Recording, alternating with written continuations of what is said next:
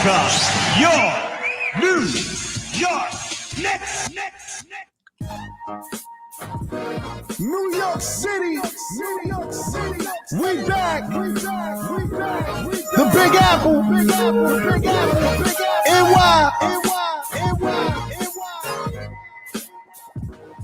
The Knicks are back.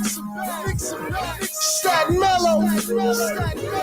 This dedicated to my city, New York. Official kings in the court. Reach with a ball of hard nuts and gets taught. So bring your skills to the nearest playground. No clown around. Catch a helmet in a minute on a New York playground. The Big Apple's what they call it for short. And basketball is our sport. We play for keeps and never settle for short. So bring your game when you come to my town. We snatch a crowd. You get embarrassed on the court after you shook to the ground. You get respected when you prove you get down. So save the joke for the clowns. And NYC, we known to go a few rounds. This is a city where you're forced to go hard. You'll get booed out of Dodge and shown the door being the weakest on squads. Rucker Park and summer nights, they stay live. Brothers play for the pride and bragging rights on who's the king of NY. So grab the pill and prepare to go hard. Pick your 12-man squad. Orange and blue better believe we go hard. This for my city, New York City where it's gritty. Yeah. For my city, never pretty. New York City, sing it with me. Yeah. For my city, New York City where it's gritty. NYC, for my city, never pretty. Yeah. New York City, sing it with me. Knicks Talk Nation, Hardwell, Stills the Great, J. Remy, fellas, what's going on? Another Monday. Happy holidays. Earlier. For real. Happy holidays. You already know. Happy holidays, man. For real, man. We had a nice long weekend, man.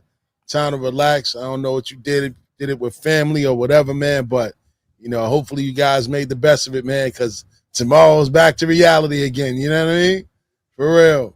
All right. But, leading into that, man, how was your weekend? How was your week leading up into the weekend? How was everything, man? We're going to do it today big. We got a lot to talk about. My weekend was fine. I can't complain at all. It was kind of laid back. We put some food on the grill and didn't invite nobody type shit. You know what I mean? Just to have barbecue in the crib. And just like you said, it's back to the normal thing tomorrow. So, just regular. That's it. How about yours? Man. I mean, outside of everything with the storm, you know what I mean? And again, condolences to anybody that lost their family members or lost friends, you know what I mean, to that hurricane. Well, not even a hurricane, the tropical storm that came through New York and New Jersey and, the tri-state area in general, man, and wreaked havoc, man.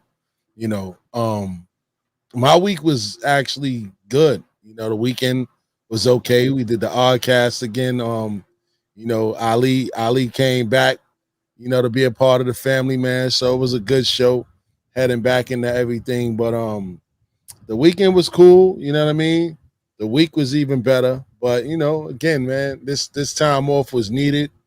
And I'm looking forward to, the up and coming week.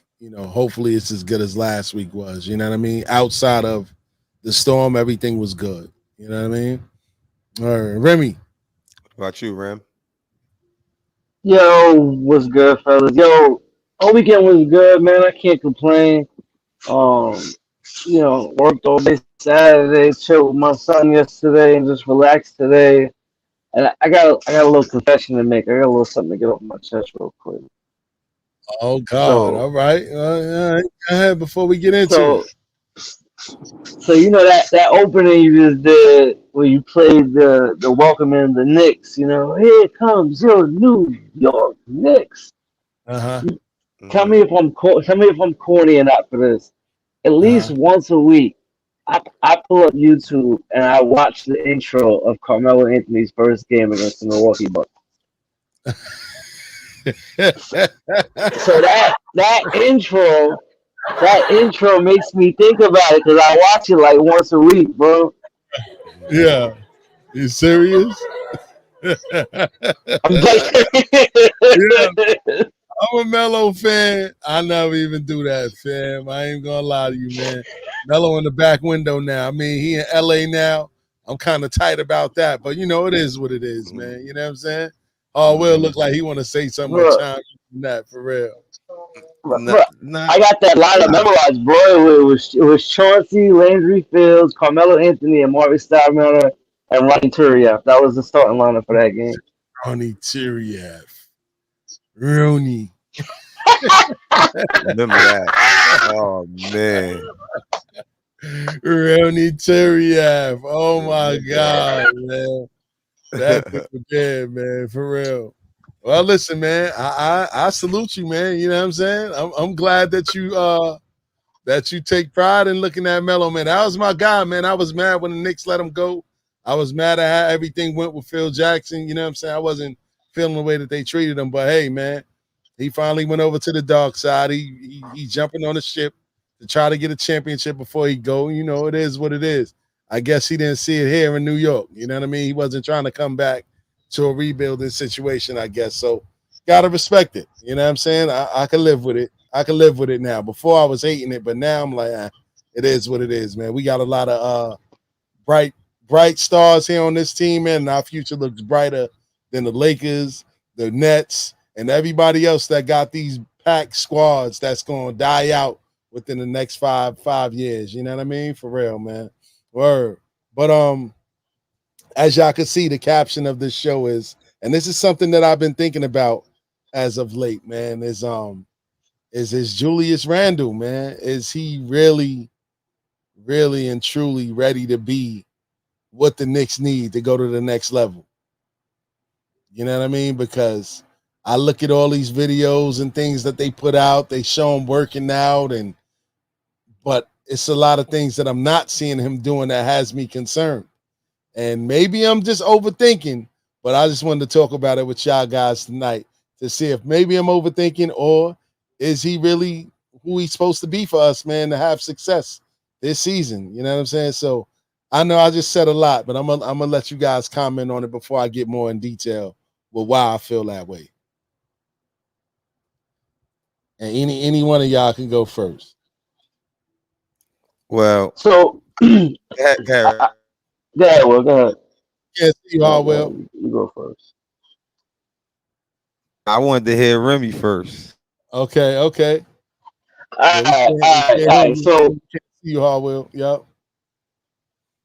so I feel like I don't think that the season will be made or broken on Randall being.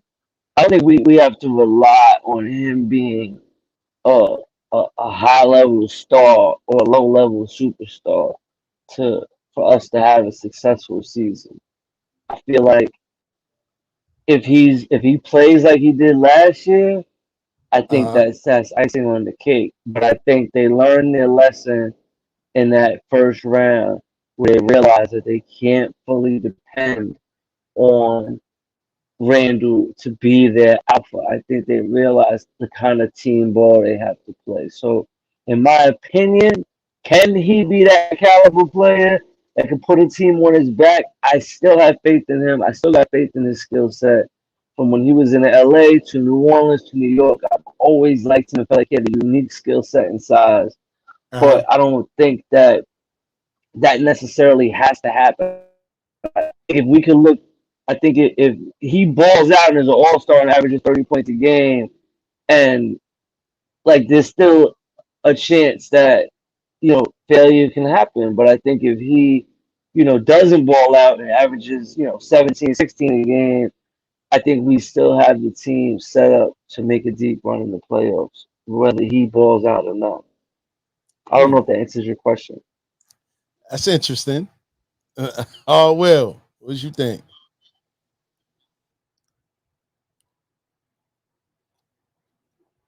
Can't hear you. My bad. I think the Mhm. biggest thing is going to be that it's about. I don't think we haven't had a team like this in a long time. Overcrowded in positions, like you hear me say, and I was just talking about it. So the biggest thing Randall's gonna have to do is sacrifice what he did in the playoffs to not do that again, and kind of even play more of a let the game come to you type of ball game, because he can't force his hand anymore, because once you make an all-star and you most improved player, they guarding up on you.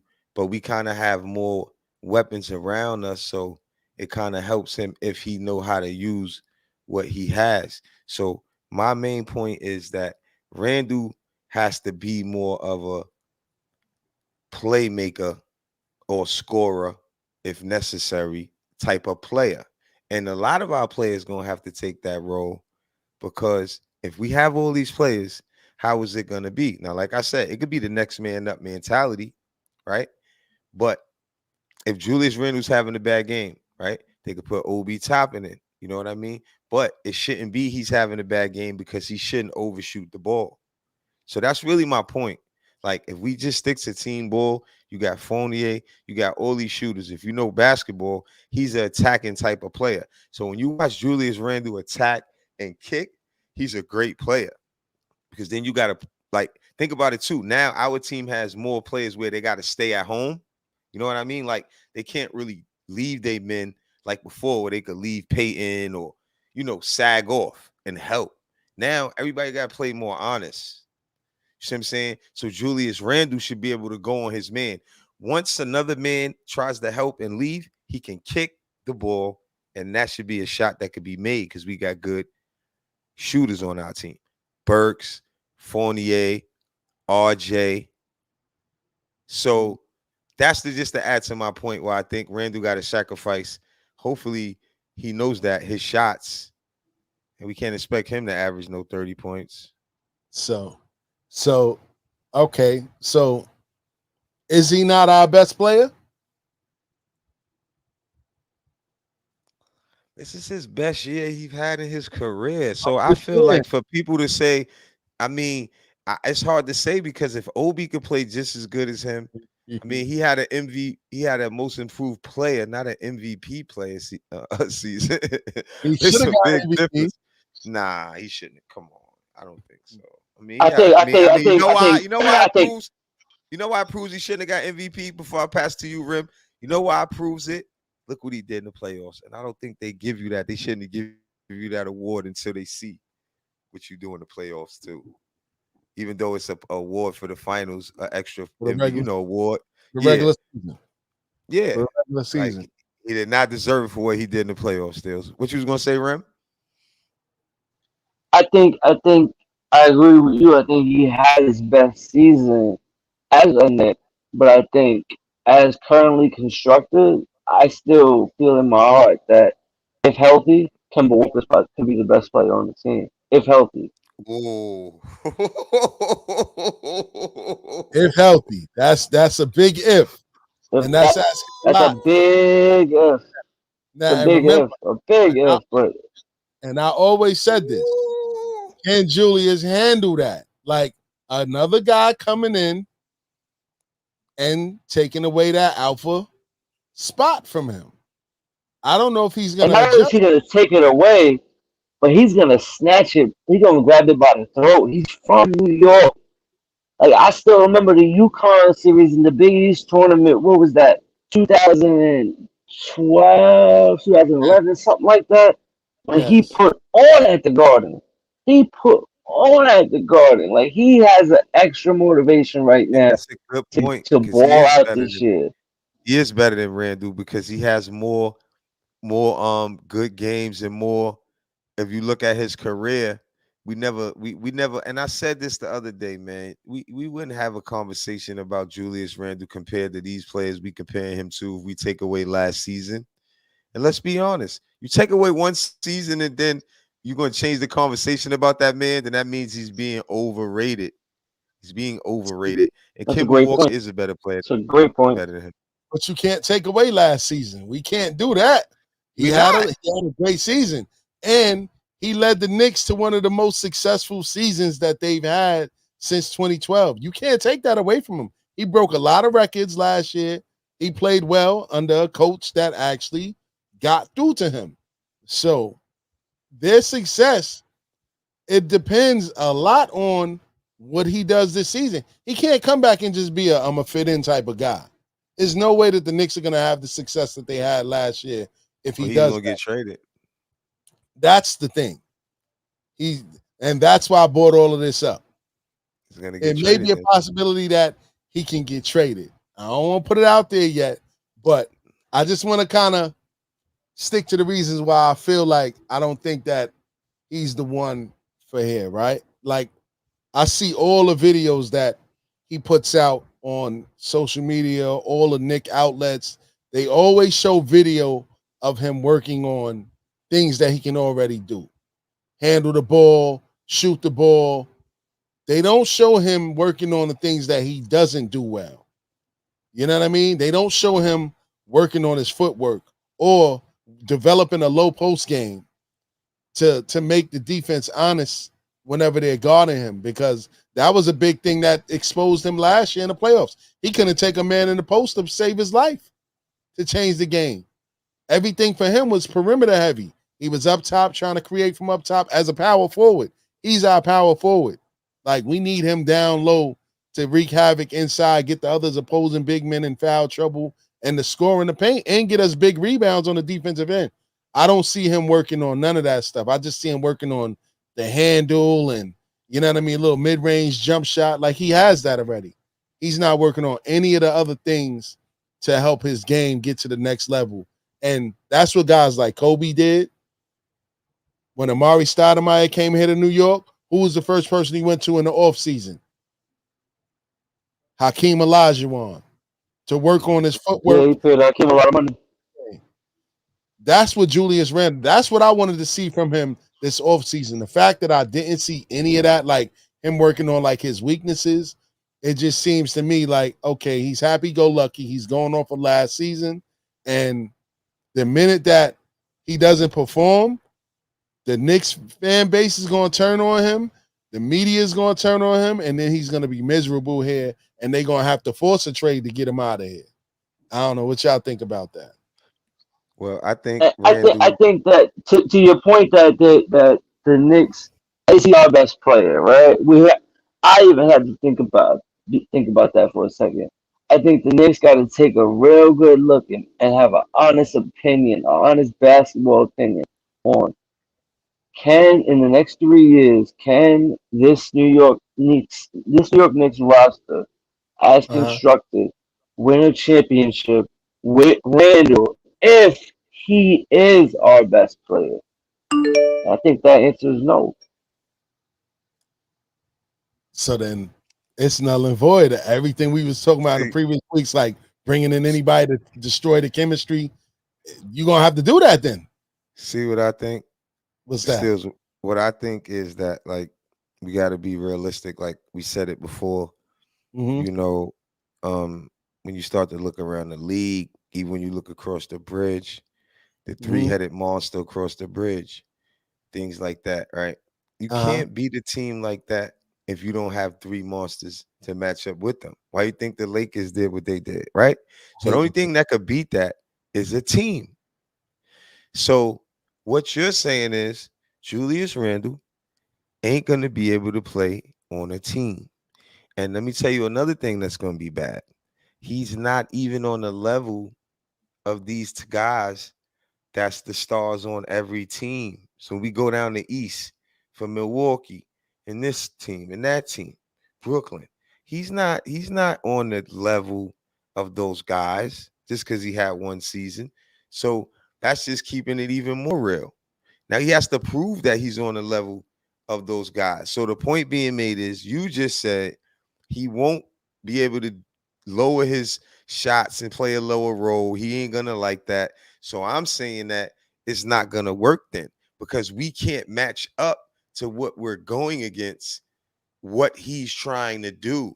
And I said in my last take, it has to be your great skill because you in shape, you could dribble, you could shoot, attack your man. If you got your man, then you take him. If not, then you pass the ball. Real basketball. Even Brooklyn don't play. They keep the ball within those guys. You know what I'm trying to say? So we're more of a team game, right? Randle has to fall in line with that. He doesn't have to shoot like he did last season. It's not gonna work. It's not.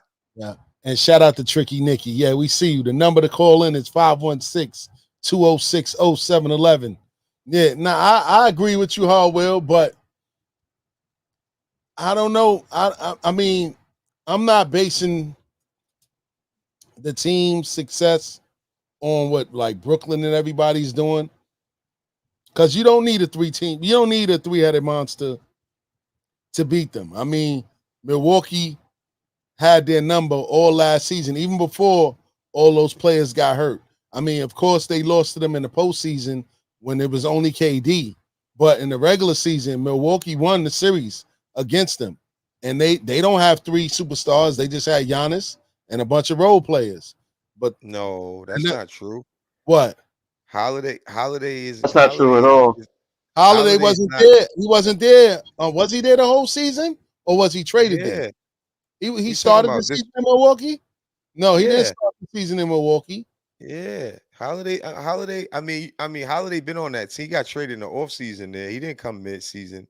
He played with the Bucks. Yeah, as a matter of fact, and Middleton. Yes, him and Middleton. They have They have three players. And look, I give you a good example. Randle's not better than neither one of them. Randle. But look, my point was Randle. If you remember what I said Randle's not better than none of those guys. So Randle's not better than Middleton or Middleton been averaging 20 points in the Bucks. Remember the Bucks gave him all that money. He's better than Drew Holiday. Hold on. He's better than Drew Holiday. He's better than Drew Holiday, but he's not better than Chris Middleton. The way Chris Middleton closed those games, he's not better than Middleton. They gave Chris Middleton a bag a long time ago. Yeah, 160 or 170, something like that. That just kept right there. Like Randle he just got his first bag. Hold on. With that, I mean, yes, he just got his first bag. That goes to show how long Chris Middleton been putting in work. It's true. Come on, man. I'm telling you, when Giannis was a baby, Giannis wasn't doing that. Chris Middleton was scoring points over there. It wasn't just he wasn't getting. They didn't have enough team together yet. They didn't have a chemistry over there. They have. Now they got Drew Holiday. Chris Middleton been on the map the last 2 years, maybe 2-3 years. Chris Middleton really put himself on the map. In this playoffs, he showed he's one of the best closers in the game. This playoffs, he just now showed he's like one of the best closers in the game. He wasn't doing that before. Milwaukee gave him that $100 and something million for what then? How many years ago was he got paid at the same. He got paid at the same time. Tobias Harris. He got paid at the same time. He gave Tobias Harris the exact same amount of money. That same offseason. That was what 2 years ago. How many years? Philly paid Tobias Harris the same amount of money. That was Tobias Harris on Randle's level, Middleton's level. No. You can look it up. Greek Freak just got paid from Milwaukee recently. Yeah. Middleton Ben got a bag from them. That's longer than the couple years ago. So that was my point. I brought him up. Tobias Harris and Chris Middleton got paid the same summer. I'm not sure about that. I know it was more than 3 years ago. Right? Yeah, it was the same offseason. It was the same offseason they signed Randle, as a matter of fact. So the point I bring him up is because in order for an organization to give you that much money, you had to put in years of work before they gave you that money. Just to answer your question. 2019, it's not even like 2019, yeah, so if you take 3 more years before that, he had to be putting in that work too to get that money because they don't just give you a bag like that unless you put in work for a few years before that. You feel what I'm saying? They even said Trae Young got the money mad fast. Players don't get paid that much money that quick.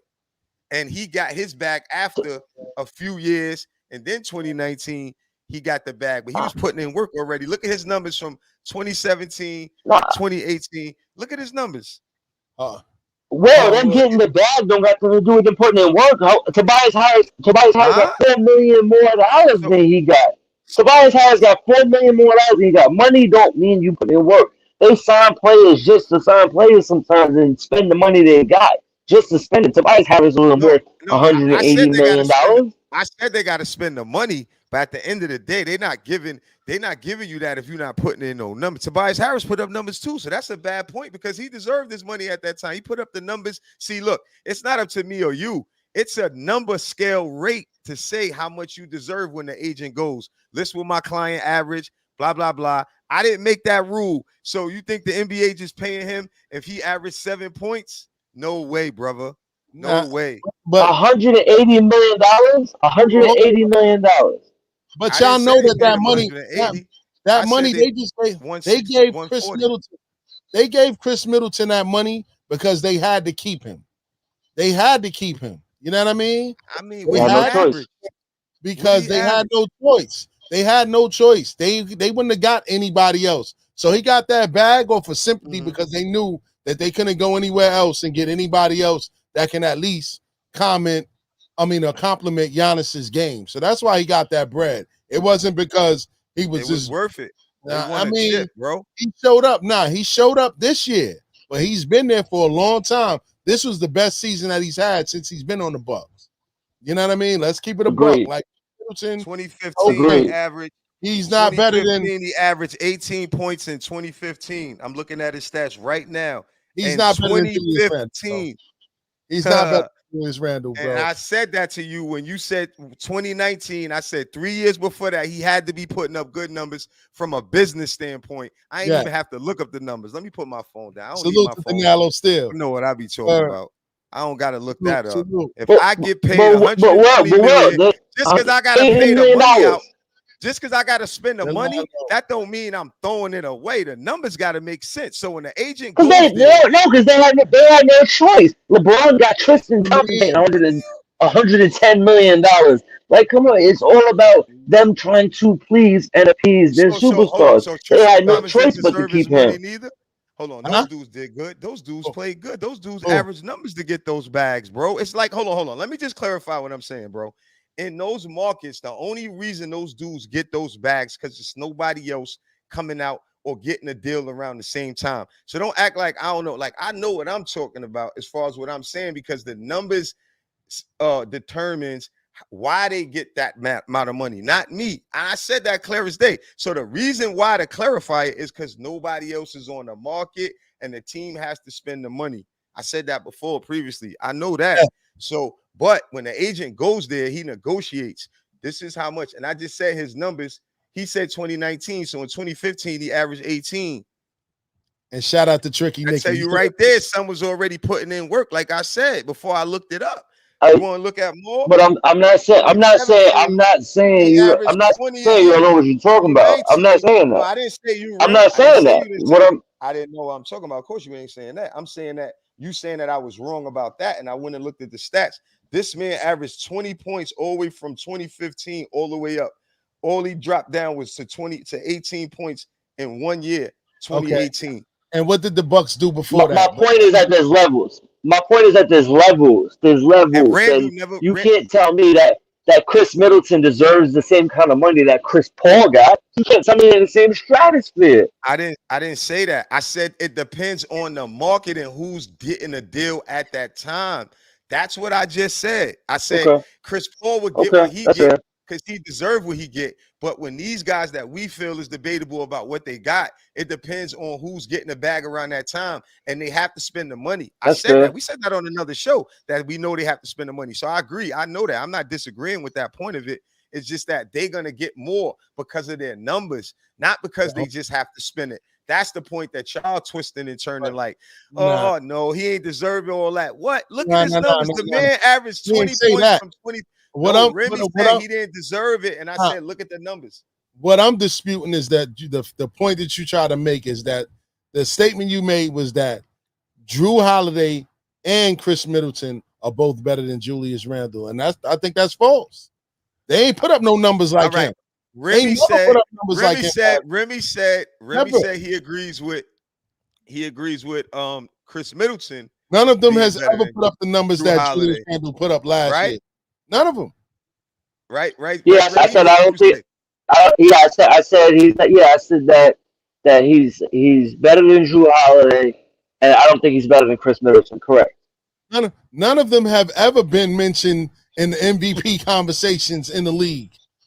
And they both been here longer than Still, Julius Randle. Nine, but still's nothing. Y'all just said that Chris Middleton and Drew Holiday are better than Julius Randle. Stay off. No, I No. said Drew Holiday. I said Drew Holiday is not better than Randall. Drew Holiday is not better than Randall's better than Drew Holiday, but Randall and Chris Middleton I think are just about on the same level. Yeah, I don't know about the same level. You think if you put Chris Middleton on the Knicks last year, the Knicks would have won as far as they did? Probably further the way he was closing games. Oh no, they wouldn't even sniff the playoffs. They wouldn't even What? sniff. Still, I'm sorry, man. Like now, as much as I get on Julius Randle now, I don't think that. still, I if you don't. put the ball in Chris Middleton's hand in that series against Atlanta, they win that series. Period. Point blank. No way. No way. No way. Yo, And look what I'm about to say. go ahead. I'm looking at Drew Holiday. Uh huh. They play different positions. Okay. Now, Yeah. Drew Holiday's been an all-star, and Randall's a first-time all-star. Okay. Am I correct? Yes.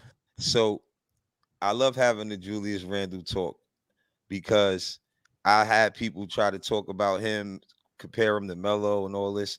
And it's just his first playoff experience, which means that if you're such a good player that if how many years you've been in the league, you should have more playoff experience. So, like I said, when players like LeBron, all these real great players, they push their teams to get to where they got them to. And Julius Randle, unfortunately, broke his leg. Was it the first game or in his career? He broke his leg. He did. So that was kind of unfortunate for him, I think. But he's not on the level that. Now, the other point I'm gonna make before I pass it off again is that it's gonna be harder for Julius Randle to duplicate the same season because now he came a number one option. Just like in the playoffs, they had schemes to stop him. So in my last take, I just said that he has to learn now just to not get caught up into all that. You got your bag. Yes. Just win and pass the ball. Don't force the shot in them situations because if you look what's going on, the team is putting good players around you. So, Stills, you said that you don't think he's going to be able to take less shots and take a less position, but this is what our team is geared up to be. So, with that being said, I truly believe that we'll see if he could do it, but if he can't, then he won't be a Knick because we can't win with his level of star that he is or a level of talent that he has. If he gets better, we'll see next year. And then I'll change my mind and give him more credit because you got to give credit when due. But I'm not going to go crazy over one season, one most improved player, and then you fell on your face in the playoffs. What are we talking about here? That's a fact. That is a fact. About no, here? but see, what I'm saying, already did better. I think the point that going back to what Steele said before, the point I was making is, and where I agree with you 100%, it's going to be so much harder for him to duplicate that, let alone raise the level of the bar that he set for himself because number 30 is on team's whiteboard now. They writing his number at the top of the whiteboard in the defensive meetings. Period. They're doing that every single preparation. Yeah, he was on. But the fact of the matter is, I don't think he has to be that. I think with the roster they have right now, currently constructed, there's going to be so many options. There's going to be so many different schemes they can run. They could literally change schemes every game if they want to because of the skill set they have in their roster. So I think if Julius Randle even drops 5 points, I think if he can find a way to be a rotational team player and fit in with the team, I think he will have value. I think if he doesn't do that, they're going to ship his ass out, and that's why they paid him. So just in case they got to ship his ass out, the money's on the contract. Salute the Project Nerd. We see you on the check-in, man. And shout out to Delano Steele, man. He says Steele's the great Cousins. Nah, but yes, the team is constructed to be more of a team, but you all know that we need an alpha that's going to close games, and we need somebody that's going to come up to the plate. Nah, come on now. Kemba's not the same player. Let's be real. Kemba Walker hasn't played more than if he's healthy, Kemba will set the Garden on fire. But if he's not, I think Obi wants that alpha. I think Obi wants to be the man. Obi's gonna get his time because you see they promote him a lot now. And videos and all that stuff talking about the Knicks, they promote him a lot. But back to Kemba Walker, they're not projecting Kemba Walker to play more than 62 games this season. They're projecting him and Derrick Rose to split time at the point guard. That's how it's going to work for them to both get playing time and actually be effective in the Knicks rotation this year because they're not counting on both of them to be healthy for more than 60 games in the season. So, the Knicks How old is Kemba? I don't have my computer in front of me. How old is Kemba? 30, 31? He's about 33, I believe, probably somewhere around there. Really? 33? Yeah, he's in his 30s for sure. He's definitely in his 30s. Hardwell looks like he punching that up over there, but I just don't think that Kemba Walker is coming in to be that guy that he was in Charlotte. I'm not getting my hopes up that high on him. Like I love Kemba Walker, but I agree with you. I think those days are behind him. I agree with you. You know why? Because Kemba Walker been on a team that he's 31. He's 31. He dominates the ball on those teams. Oh, he's 31. Okay, I thought so. He's not like a guy who likes to pass the ball because he never really been on a team to where hopefully Fournier and his chemistry could show on our team because they did have some, to be honest about it. But from Charlotte and when you watch him, he shot the ball a lot. And granted, we're going to need that on our team, but that rule is going to apply for him as well.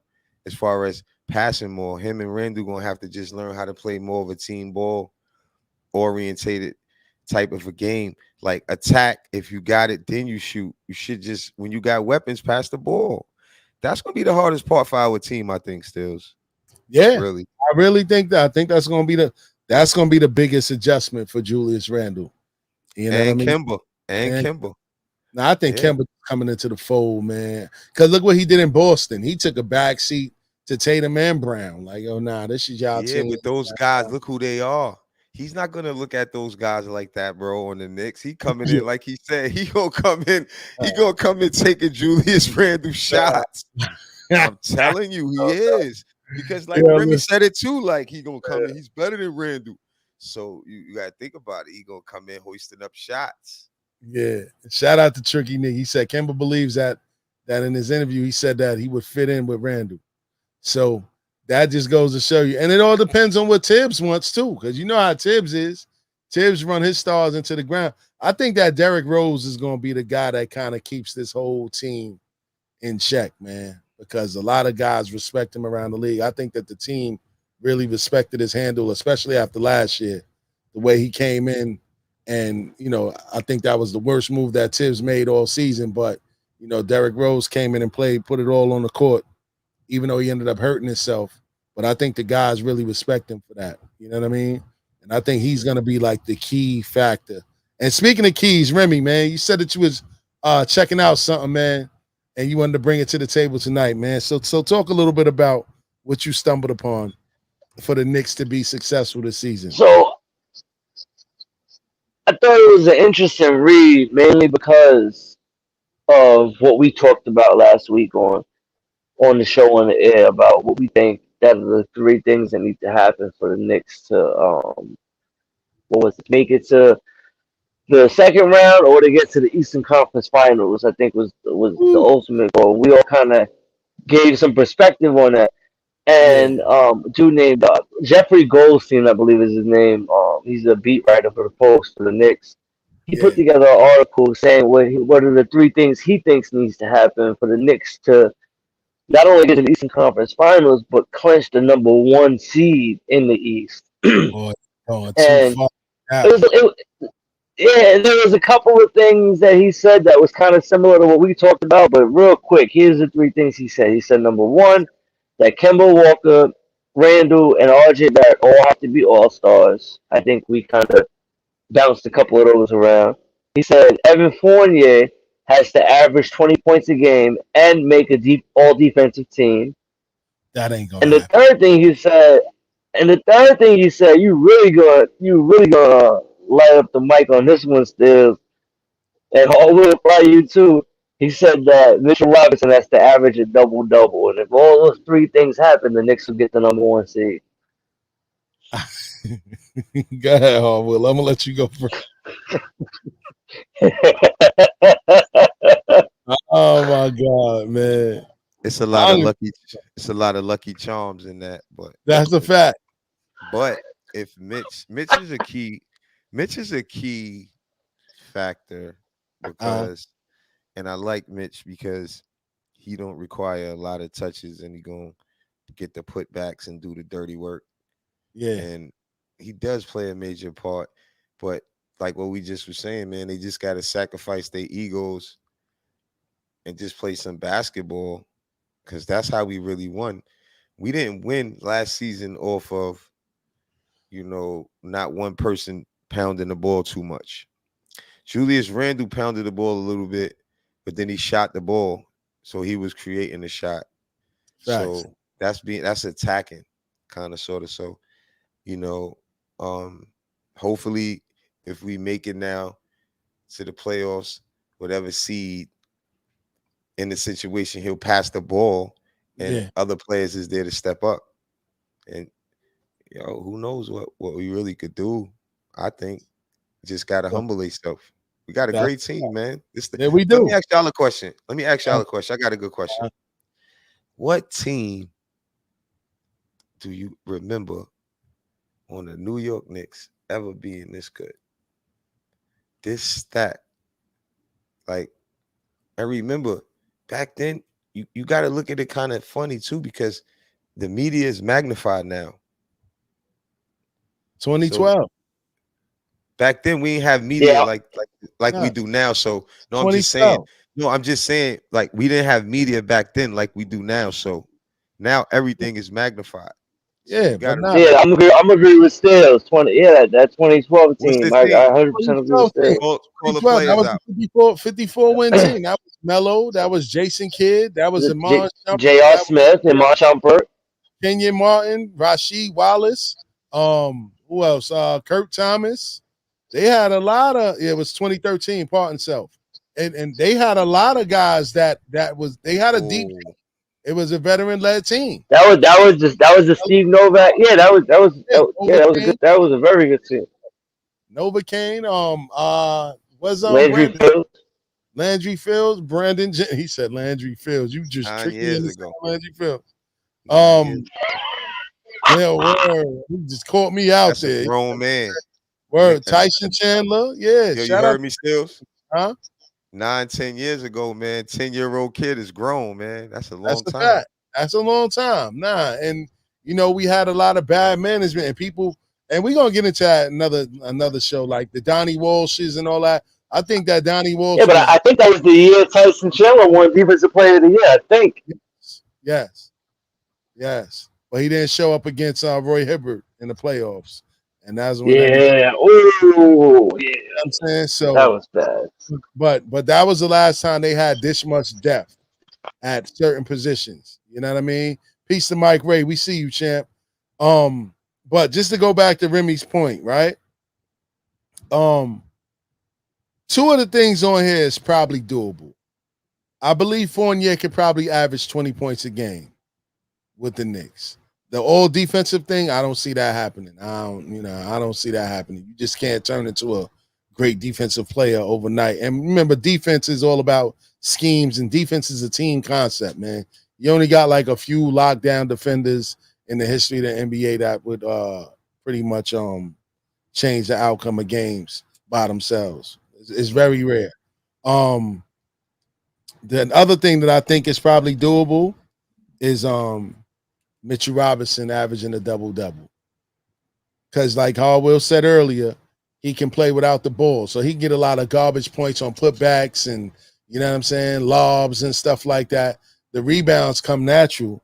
And he could probably average about 6 or 7 blocks a game. Well, 6 blocks a game legitimately if he doesn't get into foul trouble. And Because his his field goal instincts on percentage, defense.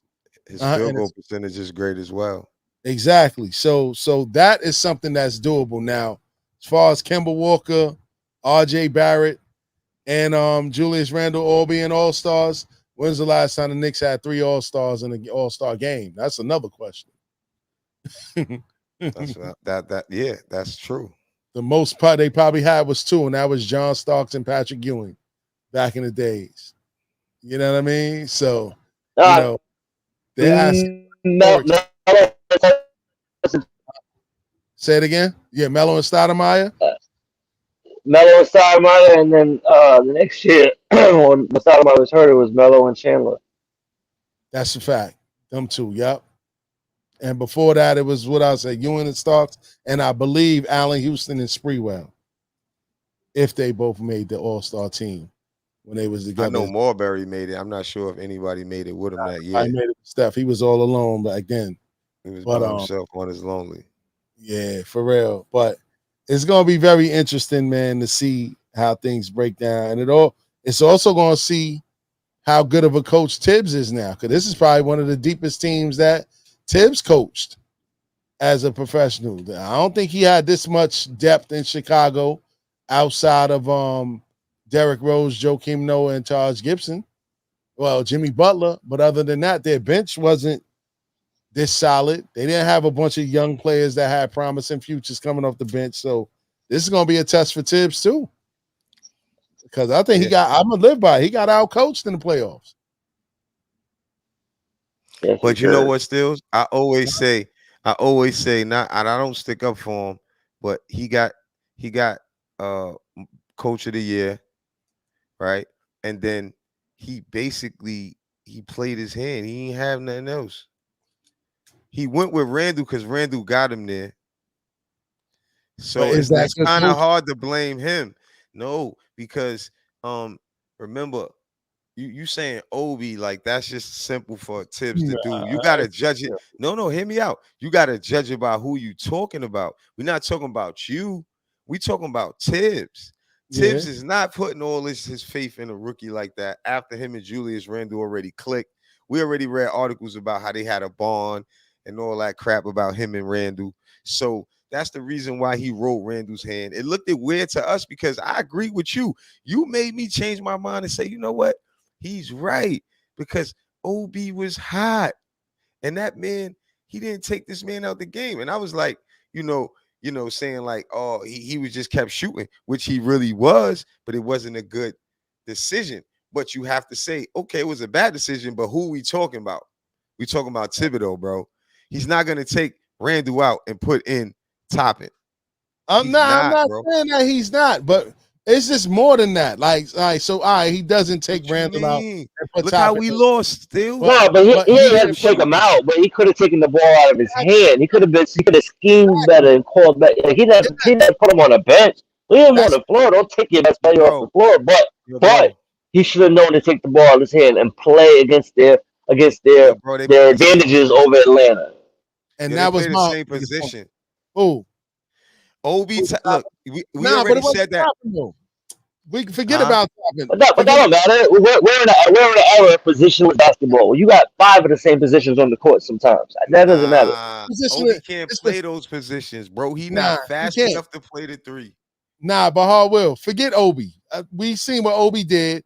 I'm not even talking about Obi. It's like what Remy said. And I've been saying this. Like, Tibbs never put Julius Randle in positions to get out of that rut that he was in on offense. Right. Like, yo, switch the scheme up.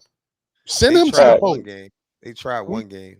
He tried to come out one game in the post, but he went with him. My point is, he went too long with Randle when he should have took him out. That's what I was saying.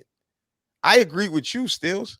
Because Toppin was making his shots. And why I'm saying take him out, because you can't play both of them at the same time, because Obi can't play the 3 until he speeded up. I don't know about now. I'm talking about at that time.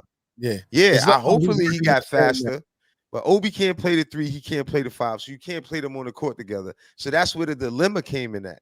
Yeah. So you can't say this is this type of basketball when they drafted Obi not expecting this man to do what he did. That's a fact. That's a whole fact. No. You're right. Well, you're right. I wasn't saying about Obi specifically. I was saying that we're in an era of positionless basketball. We're in an era where they're playing with the tallest player on the court is 6'9". We're in an era where the Knicks just made it to the playoffs as a 4 seed last year with a team full of forwards. You know what I'm saying? So like that was more my point. And we're in an era of where schemes on the basketball court a lot of times, or some of the times, are positionless. Where you have three, Yeah. four of the same true positions on the court at the same time playing out of position. That was my point. No, I But understand Tibbs, your point, but we in a tight position because if we have a lot of players that fit the three better than Obi, right? That uh-huh, pushes him behind them as well because it's uh-huh, about more speed. Now, granted, Obi Toppin did prove he could hit the three. He uh-huh. shocked us and consistently. That's why I said it was a dilemma because if Julius Randle is off, he should really be replacing him. But Gotcha. Tibbs and his relationships, I try to explain, and it's going to be the same thing this year. And I think that's why it's a good discussion because now he's in a marriage. He gave him a bag already, so he's going to have to give him another chance. Hopefully, they saying that he don't mess up in the playoffs again because he got more people around him. I But just Obi is caught in position. Stills, go ahead. yeah. My bad. I just hope that he switches the offense up, man, because a lot of fans and a lot of pundits looked at it as once Mike Woodson left, the Knicks offense changed. You know what I mean? Like they said that he had a big effect on the team's offense. And when he took that job at Indiana, Mhm. part of the Knicks offense left with him. You know what I mean? And that was the Mhm. knock that was on Tibbs a long time ago. It's like, yo, he's all defense. His offense is pretty vanilla. He has an old school approach on offense. Give Mhm. the ball to one man, let that one man go to work type of offense. And if you look at the teams around the league, they don't play that way no more. You know what I mean? They Mhm. moving the Mhm. ball. Guys is moving without the ball. They shooting the three now. Like that style of play ain't gonna work. And if he with all of these guys that we brought in, if he don't make all of those guys fit into his scheme, but still have their game not change under his system, we gonna be in trouble. Because Evan Fournier he's not a defensive guy. He's a scorer. He might need the ball in his hand. So how you gonna make that work? Kemba Walker is definitely more of a Kimba, scoring guard than a point guard. but Kimba could break down off the D, and you got to remember, Randall It- needed help anyway. yes. So now Kimba could create a shot, and Randall could still create a shot. RJ could kind of hopefully create a more of a shot because he was getting better at that. But we don't need everybody to create a shot. It's only five guys on the court. That's a Mitch is fact. gonna crash the board, right? So Yes. if you trying to create a shot, the other guy got to go to the wing, and the other guy got to go to the other wing, right? And the other guy got to help the ball just in case. You know what I mean? So only one guy could attack the rim at a time. So everybody got to just be ready when the defense collapse to make the shot.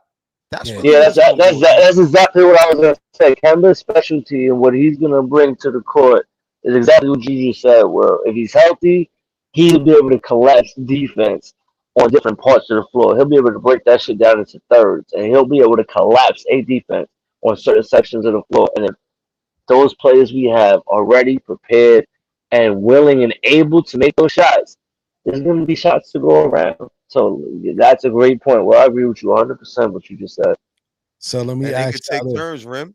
They could take turns on attacking the rim Mhm. as well too, because we And, all Yeah, could you're do that right. too. Yeah, you're and right. That's a really good point. and we got 5 minutes left in the show now.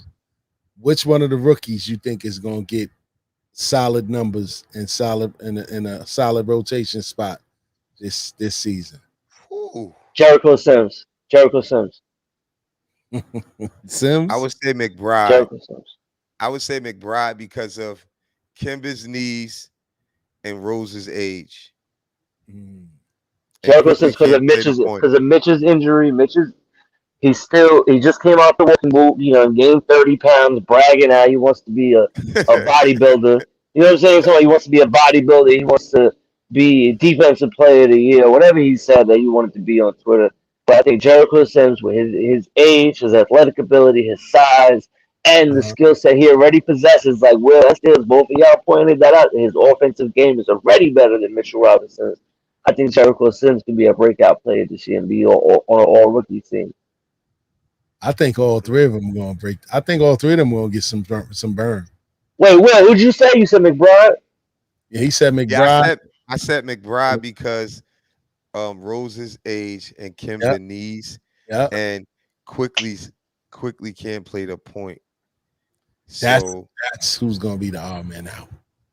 Yeah, he's got a great chance. I And think he's gonna be the odd man out. Well, he got a great chance.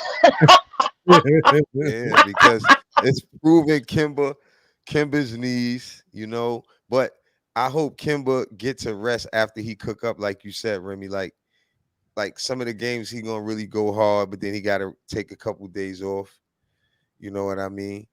And as far as like certain players that we have that could create shots, just play within your game, and everything will work out.